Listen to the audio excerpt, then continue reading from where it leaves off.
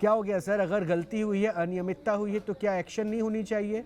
आपकी political party है, इसलिए थोड़ा इंतजार कर ले, पूछ ले कब कंफर्टेबल, कब माकूल समय है।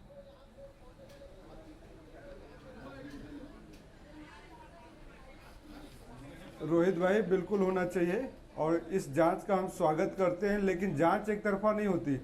जांच इस बात की भी होनी चाहिए कि हमारे जो गरीबों के मसीहा हैं, प्रधानमंत्री जी हैं, इनके पास 100 करोड़ रुपए एक रैली के लिए कहां से आते हैं? देश को बताएंगे? सरकारी खर्चे पे जाते हैं कि जनता के टैक्स के चोरी किए हुए पैसे से जाते हैं? किसको जवाब देंगे? भाजपा के जो 5 स्टार ऑफिसेज बन चुके हैं पूरे देश में, वो कहां से आए हैं? देश को बताइए। भाजपा को 6000 करोड़ रुपए कहां से आए? देश को बताएं। मोदी जी दिन में कहते हैं कि हम अपनी सैलरी का सारा हिस्सा गरीबों में बांट देते हैं, तो मोदी जी जो दिन में 10 बार ड्रेस बदलते हैं वो कहां से आते हैं? कम से कम इसी बात को बता दीजिए। 10 लाख का सूट कहां से आता है? इसी बात को बता दीजिए। अब आप बोलेंगे पर्सनल हो गए, बात पर्सनल की नहीं है, बात देश की है। देश में लोगों ने मेहनत करके कमाते हैं और आप अडानी अंबानी की दुकान चलाने के लिए दूसरों को बदनाम करते हैं। बात ये नहीं कि आज आप कांग्रेस को कमजोर कर रहे हैं, आप चंदा भाजपा को देते हैं, लोग चंदा भाजपा को दे रहे हैं और नरेंद्र मोदी जी सवाल उठाते हैं कि विपक्षी पार्टियों को कहां से आ रहा। भाई साहब, 20,000 करोड़ रुपए का तो इलेक्टोरल बॉन्ड की बात हो रही है, बाकी 6,000 करोड़ भाजपा को चले जाते हैं। अभी इसमें भी 3,000 इलेक्टोरल बॉन्ड्स तो डिटेल दिया ही नहीं सुप्रीम कोर्ट को, इलेक्शन कमीशन को, एसबीआई ने। तो इतनी धांधली और इतनी देरी क्यों? जांच तो इसमें भी होनी चाहिए। आपको 30 साल पुराना मामला याद आता है, आपको शर्म आनी चाहिए। आप आज की बात करने की बजाय, विकास की बात करने की बजाय शमशान में गड़े हुए मुर्दे को उखाड़ते हैं। दूसरी बात रोहित भाई, मैं आपको बहुत बात बताऊंगा कि कन्हैया लाल एक हत्याकांड हुआ था राजस्थान में, पूरे देश ने तबाही मचा दी थी, पूरी मीडिया ने तबाही मचा दी थी कि देश में हिंदू मुसलमान हो रहा है। कल उत्तर प्रदेश में घटना हो जाती है, उसमें सारा देश सोया हुआ है, सारी मीडिया सोई है। ये भाजपा की साजिश है। इस मुद्दे को भी उठाइए कि भाजपा ठीक है दीपक जी, आप हर मुद्दा उठाइए ना। मैं फिर कहूंगा संदेश खाली भी उठाइए जिस पर आप लोग मौन रहे हैं। सर उस पर मत जाइए ना। अभी मैं इसे चाहता हूँ एक टू द पॉइंट बात करें। मैं एक छोटा सा नहीं, आपने जो बात कहा ना सर, आपने जो बात कही है ना, बीजेपी वाले मेहमान उसका जवाब देंगे। मैं तमाम सवाल उनके पास लेके जाऊंगा। मुझे सिर्फ एक और सवाल का जवाब दे दीजिए। ये मामला कोर्ट में है, हाई कोर्ट में। सर सुन लीजिए दीपक जी सुन लीजिए। ये मामला हाई कोर्ट में है सर, फैसला आना है दीपक झा। तो क्या कांग्रेस थोड़ा फैसले का इंतजार नहीं कर सकती थी? क्या आप अति उत्साहित हैं? क्या आपकी पार्टी अति उत्साहित है कि फैसले का इंतजार नहीं किया?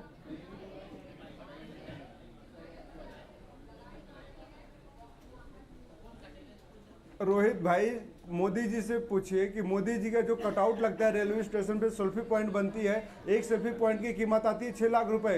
पूरे देश में इस तरीके से न जानो कितने सेल्फी पॉइंट बना लिए, लगभग 25 करोड़ रुपए। मैं किससे क्या पूछूं? इस पे मत आइए ना सर, मत आइए ना सर। अभी आपकी पार्टी की प्रेस कॉन्फ्रेंस में ये कहा जाता है कि आपके पास पैसे नहीं है कि आप चुनाव लड़ सके। आपकी पार्टी को रोका जा रहा है कि वो चुनाव लड़ सके, रेलवे की टिकट कटाने के पैसे नहीं है। तो मैं इसलिए तो आपसे जानना चाहता हूं, ऐसी स्थिति क्यों है? ऐसी स्थिति अगर है तो उसका निदान क्या है? इसलिए आप अपनी पार्टी की बात कर दीजिए, आप मुझे वो जवाब दे दीजिए। मामला हाई कोर्ट में है, फैसला उनके पास है, सुरक्षित है, तो क्या थोड़ा इंतजार नहीं किया जा सकता? तो देश जानना चाहता है कि मोदी जी डरे हुए क्यों हैं। मोदी जी एक स्वस्थ लोकतंत्र के अंदर विपक्षी पार्टियों को क्यों दबाना चाहते हैं? क्यों इतने डरे हुए? मामला कोर्ट में है दीपक झा, मामला कोर्ट में है, फैसला सुरक्षित है, इसमें मोदी जी कहां से आगे गए?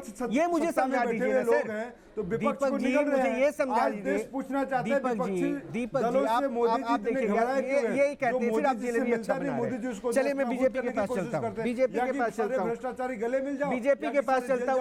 अब आपने जवाब नहीं दिया तो बीजेपी के पास चलता हूँ। यादव जी जरा समझाइएगा, क्या मतलब चुनाव जीतने के लिए शान दाम दंड भेद सारी नीतियां चलती है, जो आरोप आपके ऊपर लगता है वही हो रहा है क्या?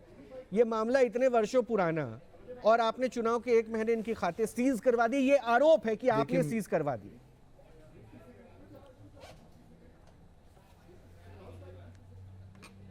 नहीं, सबसे पहली बात तो मैं चाहूँगा कि मेरी संयम से बात सुनी जाए, क्योंकि दीपक जी जैसे आपको रोक टोक रहे थे, मेरे को भी रोकेंगे टोकेंगे तो बात जाएगी नहीं।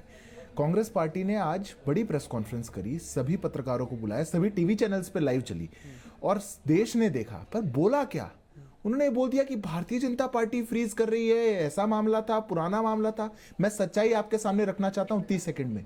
पहली बात तो ये सारा असेसमेंट का मामला 2014, 15, 16 3 फाइनेंशियल ईयर्स का है, और उन 3 फाइनेंशियल ईयर्स में कोई भी दल अगर होता है, कोई भी पार्टी है, कोई भी एनजीओ है, कोई भी इंडिविजुअल, आप है या मैं है, हम सबको आईटीआर भरनी है। पर कांग्रेस पार्टी की जो सेंस ऑफ एंटाइटलमेंट है, उनको लगता है कि हम कानून से ऊपर हैं, हम संविधान से ऊपर हैं, और उन्होंने अपनी आईटीआर नहीं भरी। अब आईटीआर नहीं भरेंगे, यह बात बिल्कुल ठीक है कि पॉलिटिकल पार्टियां टैक्स से इतर होती हैं, और इनकम टैक्स एक्ट है हमारे देश में, संविधान के अनुरूप एक कानून है जो इनकम टैक्स के लॉस को गवर्न करता है। उसमें 22 सेक्शन के एक क्लॉज में ये उनको अधिकार मिलता है कि वो टैक्स ना भरें। पर अगर वो आईटीआर नहीं भरेंगे तो 22D को भी जाकर के पढ़ना चाहिए। वही कानून ये बताता है कि 22D के तहत उनको क्या करना है और क्या नहीं करना। 22D के तहत आपने तो भरा नहीं, अब आपका टैक्स असेसमेंट हो गया, आप लायबल हो गए। 2021 में आपका असेसमेंट हुआ, 2022 में आप अपील में गए, 2023 में आप सेकंड अपील में गए। इसमें बहुत प्रोसेसेस हैं। आपने अपीलेट अथॉरिटी पे 2 बार आप गए, उसके बाद आप हाई कोर्ट में गए, कहीं से भी आपको रिलीफ नहीं आपकी पार्टी मिला, क्योंकि देश का कानून है। मैं इसलिए ये पूछ रहा हूं ताकि ये जानकारी आप दे दीजिए लोगों को, क्योंकि अभी अनुराग जी भी जुड़ेंगे तो वो भी आपसे पूछेंगे क्या आपकी पार्टी टैक्स भरती है। आज कांग्रेस ने प्रेस कॉन्फ्रेंस में ये भी कहा है कि बीजेपी तो कभी टैक्स भरती नहीं। अभी आपने कहा ना कि पॉलिटिकल पार्टी से इतर है, लेकिन असेसमेंट का पूरा फॉर्मूला समझाया, इसलिए पूछ रहा हूं कि आपकी पार्टी बीजेपी टैक्स भरती है। रोहित जी, मैं वही आपको बात समझा रहा हूं। आप 10-15% दीजिएगा, किसी भी पॉलिटिकल पार्टी को टैक्स नहीं भरना होता है, किसी भी एनजीओ को टैक्स नहीं भरना होता है। पर ये जो टैक्स का एग्जेम्पशन है, ये आप तभी ले सकते हैं जब आप आईटीआर भरेंगे। आईटीआर में आपको बताना तो पड़ेगा कितने लोगों ने हमें पैसा दिया, कितना पैसा आया, 20,000 से कम कितने थे, 20,000 से ज्यादा कितने थे। भाजपा भी आईटीआर भरती है, टीएमसी भी आईटीआर भरती है, आरजेडी भी भर रही है, आम आदमी पार्टी भी भर रही है। कांग्रेस पार्टी में कौन से सोने हीरे जड़े हुए हैं कि वो आईटीआर भी नहीं भरेंगे, वो अपने आप को कानून से भी ऊपर मान लेंगे। वो ये कह देंगे नहीं नहीं, हमारे लिए गांधी परिवार है, हमारे लिए तो अलग कानून होना चाहिए। और आज उन्होंने यही कह दिया कि लोकतंत्र का अकाउंट फ्रीज हो गया, लोकतंत्र के अंदर हो गए। वो दिन जा चुके हैं जब इंडिया इज इंदिरा और इंदिरा इज इंडिया कहा जाता था।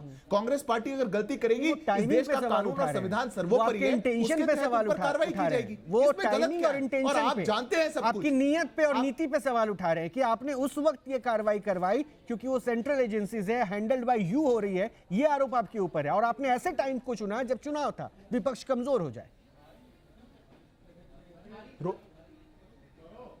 रोहित जी, मैं सबसे पहले आपको बात बता दूं, ये कोई हमारा चुना हुआ टाइम ही नहीं है। 2021 में असेसमेंट हुआ था, 2022 में आप अपील पे गए, 2023 में आप अपील पे गए। 20% जिस दिन आपके अकाउंट्स फ्रीज हुए, आपको 20% जमा करना था, 20 करोड़ रुपए, मात्र 20 करोड़ रुपए, और आपके अकाउंट्स में 200 करोड़ थे।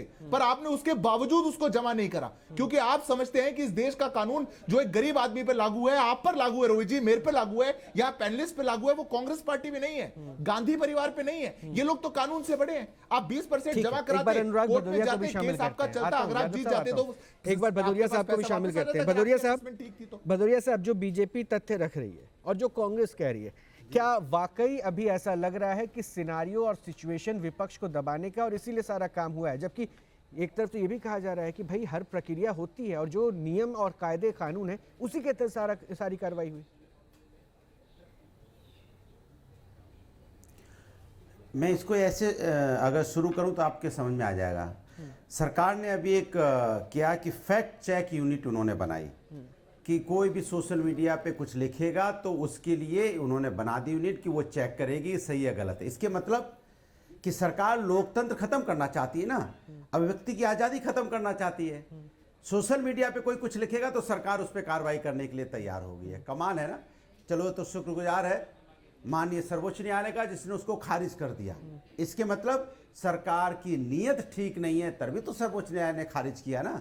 इसीलिए सरकार जो जो कदम उठा रही है, चाहे उनके अकाउंट सीज करने का, चाहे यहाँ फैक्ट चेक करने वाली बातें, सरकार डरी और सहमी है भारतीय जनता पार्टी। ये किसी तरह से सत्ता कब्जाना चाहती है 2024 में। जनता इनके साथ नहीं, इन्हें एहसास हो गया है। अब ये कहानी बना रहे हैं, उन्होंने इसमें आईटीआर फाइल नहीं की। अरे भैया, आप बताइए आपने कितना टैक्स दिया? भारतीय जनता पार्टी ने कितना टैक्स आज तक पेड किया? ये पब्लिकली जाहिर करे कि हमने इतना टैक्स पे किया और दूसरी पार्टी ने नहीं किया। हम तो ईमानदार हैं, हमने टैक्स पे किया था। तो आप बता दीजिए कितना टैक्स पे किया। अरे भैया, आप तो वो पार्टी है जो कह रहे थे 100 दिन में स्विस बैंक से काला धन आ जाएगा देश के अंदर में। अरे भैया एसबीआई से तो निकलवा नहीं पा रहे इलेक्ट्रल बॉन्ड, किसने भदौरिया जी, कितना कैसी लिया था बातें उसके कर लिए रहे हैं माननीय आप? सर्वोच्च न्यायालय जाना पड़ा। सर्वोच्च न्यायालय के आदेश से तो एसबीआई जो अपने देश की बैंक है उससे पता चला किसने कितना चंदा दिया। और ये चंदा वसूली का खेल किसके ये जो आप किसने अपनी चलाया? बातों को सुनिए तो आप क्या कह रहे चंदा हैं, वसूली तथ्य कौन कर रहा इससे था? बिल्कुल दूर हैं। इसके ऊपर भी तो कार्रवाई जाइएगा, होनी चाहिए यादव ना, जी, आ जाइएगा। क्योंकि मैं सत्ता में आप भदौरिया हैं, साहब को इसमें बोलने आप दीजिए, कोई फिर आवाज ही नहीं आप उठाएगा उनको कि clear कर पहले आप एजेंसी का दुरुपयोग करो, उसके बाद चंदा वसूल करो। तो मेरा कहने का मतलब हुआ कि इस देश के अंदर में भारतीय जनता पार्टी सिर्फ ये चाहती है कि हमारा अधिकार रहे, लोकतंत्र की आवाज ना हो, यहाँ पे आम आदमी आवाज ना उठा पाए, हम जिसको चाहिए वो बोले। अरे भैया आप तो अच्छी तरह जानते हैं किस तरह से देश को चलाया जा रहा है, और अब यहाँ तक उतर आए हैं कि अब अकाउंट सीज करने लगे हैं, इतना डर गए हैं कि अब वो चाहते हैं कि नहीं कोई बात नहीं, इलेक्ट्रोल बॉन्ड का पैसा चूंकि बाहर अब सबको बताना पड़ रहा है किसने कितना दिया है, अब चूंकि कंपनियों को ही पता चल गया, जनता को ही पता चल गया, पार्टी को ही पता चल गया, तो सब हड़बड़ घड़बड़ में है। अब कुछ नहीं तो चलो पार्टियों को अनुराग जी, आपने बहुत सारे पॉइंट्स रख दिए, कैसे दबा दोगे? आपने बहुत सारे जनता की पॉइंट्स आवाज रख दबाने दिए, के लिए आपने भी शायद कानून वो है बात क्या? नहीं सुनी। और एक बार फिर से मैं बता दूं, टैक्स रिजम्पशन जो है, टैक्स में जो थोड़ी रियायत होती है वो हर पॉलिटिकल पार्टी को है, आपकी पार्टी को भी है, उसके लिए आईटीआर भरने का एक प्रोसीजर है। और बीजेपी ये कह रही है कि हमने आईटीआर फिल किया, कांग्रेस ने आईटीआर फिल नहीं किया। सिद्धार्थ यादव, आप क्रॉस कर सकते हैं, मैं अभी आपको मौका दे रहा हूं 30 सेकंड, उसके बाद फिर मैं जाऊंगा संजीव श्रीवास्तव साहब का, क्योंकि जो पॉइंट अभी अनुराग कह रहे थे आप उसको क्लियर कर दीजिए। 2000 देखिए नहीं मेरी बात पूरी नहीं हुई, 10 सेकंड मैं बिल्कुल बोलिए बोलिए अनुराग जी, बोलिए, उसके बाद सिद्धार्थ 10 सेकंड इनको देते हैं, उसके बाद आप बोलिए। पार्टी की सरकार सो रही थी, समाजवादी पार्टी ने भी आपने टैक्स नहीं भरा। नहीं 2014 से भारतीय जनता पार्टी की सरकार सो रही थी जो आप जगी है। आ रहा हूं दीपक, लास्ट के जब यहाँ पे 1 महीना का चुनाव रह गया है तब सरकार जगी है क्या? इसके मतलब सरकार की नीयत ठीक नहीं है। जल्दी सिद्धार्थ यादव, सिद्धार्थ यादव तो पहले करनी चाहिए थी अगर आप करना चाहते थे। सिद्धार्थ यादव जरा क्लियरिटी दे दीजिए। मैं 30 सेकंड में जवाब देता हूं। हाँ, भदौरिया जल्दी जी, से आप सर, अगली बार उसके डिबेट बाद- में टाइम हाँ, से संजीव जुड़ना, जी, आप भदौरिया जी अगली बार डिबेट में टाइम से जुड़ना, आपको ये सब डाउट आते ही नहीं। समाजवादी पार्टी ने भी टैक्स नहीं भरा, बोलिए, किसी पार्टी को टैक्स नहीं भरना और किसी पे कोई कार्रवाई नहीं हो रही। पर टैक्स का अगर एग्जेम्पशन लेना है तो आपको आईटीआर फाइल करनी पड़ेगी। तो मैं तो वही आईटीआर कह फाइल रहा हूं। करके आपको बताना पड़ता है, जानकारी देनी पड़ती है इनकम टैक्स को। आप घर में बैठे रहेंगे, कागज को दबा के रखेंगे, भाई, 2014 बताएंगे नहीं कौन से आप कितना क्या पैसा कर दे रहे रहा है तो थे? नहीं मैं होगा। आपसे सवाल और किसका पूछ रहा रोना हूं ना। रे कैसी बौखलाहट है? 5000 करोड़ के केस में माँ और बेटे बेल पर बाहर हैं, वो लोग बता रहे हैं उनके पास पैसा नहीं है। 5000 करोड़ के, मतलब आप लोगों ने पूरा नेशनल हेराल्ड खा लिया, गबन कर लिया उसका पैसा, और फिर आप प्रेस कॉन्फ्रेंस करते हैं कि पैसा नहीं है। 350 करोड़ सांसद के घर से कैश निकला, 2 मेटाडोर भर के निकल गई, मशीन गिनने वाली गर्म हो गई। तब अकाउंट हम यहाँ फ्रीज करेंगे, अकाउंट सीज अरे 2021 में था भदौरिया जी। संजीव श्रीवास्तव का रिएक्शन, उसके बाद दीपक मैं आपके पास आऊंगा। संजीव श्रीवास्तव साहब, संजीव सर, आप कार्रवाई कर सकते हैं। संजीव सर, क्या ये सब कुछ इतना सरल नहीं दिख रहा है, इतना सरल ही है जो बीजेपी समझा रही है, या इतना जटिल हो गया है जो कांग्रेस ने आज प्रेस कॉन्फ्रेंस करके सामने रखा, जबकि उनको पता है कि मामला हाईकोर्ट में है?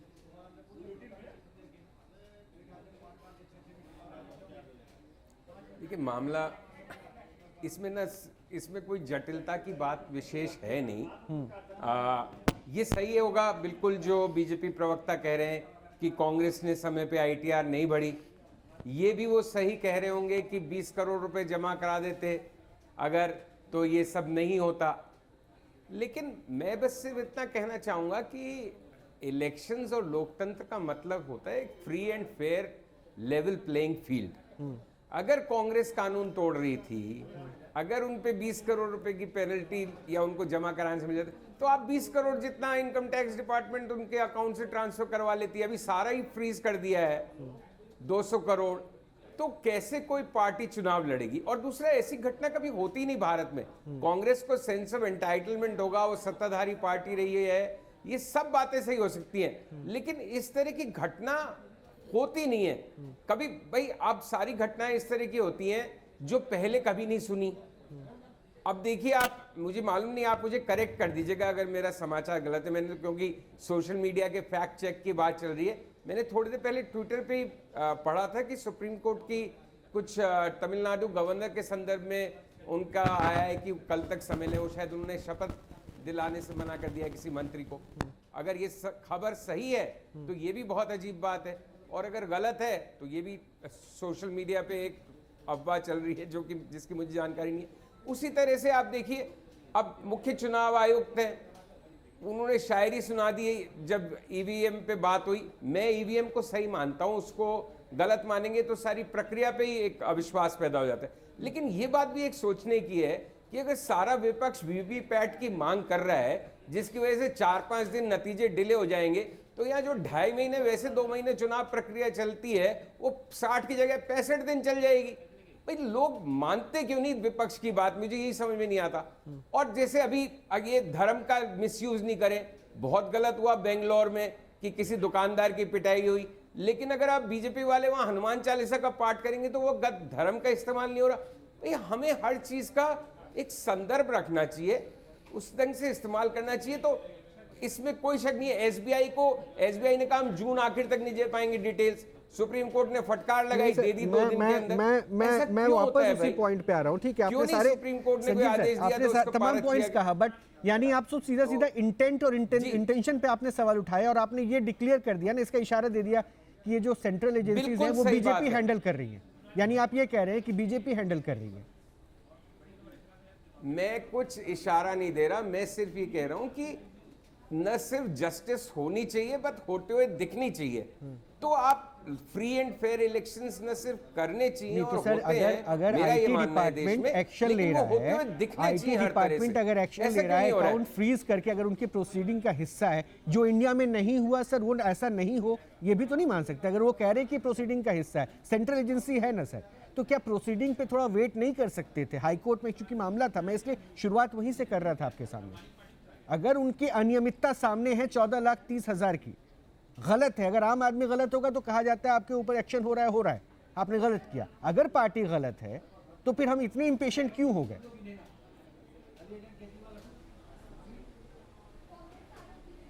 संजीव सर, संजीव जी, मुझसे सवाल पूछ रहे हैं कैसे है? आप? नहीं, मैं तो कह रहा हूं कि कांग्रेस को 14 लाख की अगर उन्होंने गलती की है तो उनको 14 करोड़ 34 करोड़ जो भी मैक्सिमम पनिशमेंट है वो दी जाए। और अगर कानून अकाउंट्स फ्रीज करना ही मैक्सिमम पनिशमेंट है तो वो भी दिए जाने से मेरा एतराज नहीं, लेकिन वो 2 महीने बाद फ्रीज कर देते ना सीधे। द इश्यू इज नॉट कि क्या आपने कार्रवाई की, द इश्यू इज कि आपने किस समय वो मुझे कार्रवाई लगता है कि एक सजेशन सर कांग्रेस के लिए भी होना चाहिए था कि अगर सेंट्रल एजेंसीज को लेकर वो ये कह रहे हैं कि एक पॉलिटिकल पार्टी का हैंडल हो चुका है वो भी गलत है सोच रखना। यानी कहीं ना कहीं विश्वास कम होता जा रहा है लोकतांत्रिक व्यवस्थाओं पे सर, बार बार ये कहना लोकतंत्र खतरे में है। मैं कह रहा हूं कि जो मैं जवाब देना चाहूंगा। हाँ, केस बस आइए उपेंद्र जी, सिद्धार्थ जी आ रहा 10 हूँ। साल से लंबित था वो और 2 महीने लंबित रह जाता। ठीक है, सिद्धार्थ जी और दीपक जी, सिद्धार्थ जी और दीपक जी, मुझे लगता एक-एक है करके। खत्म करेंगे। सिद्धार्थ जी, रोहित जी, पहले सिद्धार्थ जी उसके दीपक जी आप। हाँ, क्योंकि बहुत सारे सवाल उठा दिए पहले संजीव मैं जी ने। मेरे को बोलना है क्या रोहित जी? हाँ सर, सिद्धार्थ जी। देखिए रोहित जी, बिल्कुल रोहित जी, बिल्कुल आपकी बात ठीक है। और रोहित जी ये कहना कि ये बिल्कुल बात ठीक है कि जस्टिस होती है तो लगना चाहिए, दिखना भी चाहिए, बिल्कुल ठीक बात है। फिर तो अगर लेवल प्लेइंग फील्ड है तो देश में 5-6 पॉलिटिकल पार्टी हैं, नेशनल पॉलिटिकल पार्टियां, सबका देश का पैसा इकट्ठा करो, इलेक्शन कमीशन ही सबको पैसा बांट दे, बराबर बराबर से लड़ो। ऐसे थोड़ी होता है। अरे आप लोग डिमिनिश होते जा रहे हैं पॉलिटिकल, देश की जनता आपको चुन नहीं रही, देश की जनता आपको वोट आउट कर रही है। कुछ नेशनल पॉलिटिकल पार्टियां ऐसी भी हैं जिनका वोट शेयर घटता जा रहा है, कुछ डिमार्क हो गई, कगार पे खड़ी हैं कि वो रीजनल पॉलिटिकल पार्टियां बन जाए। ये देश की जिम्मेदारी थोड़ी है कि आपको पार्टी बरकरार बनाए रखा जाएगा। आपको मेहनत करनी पड़ेगी, ग्राउंड पे जाना पड़ेगा, लोगों से जुड़ना पड़ेगा, कानून का पालन करना पड़ेगा। आप कानून से ऊपर थोड़ी हो सकते हैं। कोई भी व्यक्ति कल को चलिए तो कांग्रेस पार्टी है, गांधी परिवार है, बड़े बड़े लोग हैं, बड़े लोगों को मान लेते हैं, पर आप और मैं कल को जाके बात कह सकते गलती हैं हुई। कि हम अच्छा, ऐसा एक नहीं सेकंड, करेंगे। अब दीपक जा, बहुत देर से वो बेचारे बोलना चाह रहे हैं। कमाल है भाई। मानिए कि गलती उसमें हुई आए तो क्या जरूरत और है? एक्शन हो रहा है, ठीक है, सजा मिलनी चाहिए, लेकिन ये इंटेंशन इसलिए। रोहित, हाँ, रोहित भाई, भाजपा प्रवक्ता यहाँ बैठ के सिर्फ गांधी परिवार का नाम जप रहे हैं। इनको बता दीजिए कि गांधी परिवार का नाम जपने से आपका भला नहीं होगा। आप मोदी रटिए तो आपका भला होगा। बात यह है कि 14 लाख के मामले में आप 10 साल पुराना, 15 साल पुराना, 20 साल पुराना मामला खोलते। अभी कोर्ट का ऑर्डर आया था कि इनकम टैक्स डिपार्टमेंट 3 साल से पुराने मामले जो है 50 लाख से कम का है तो इसमें नहीं जांच कर सकता दोबारा।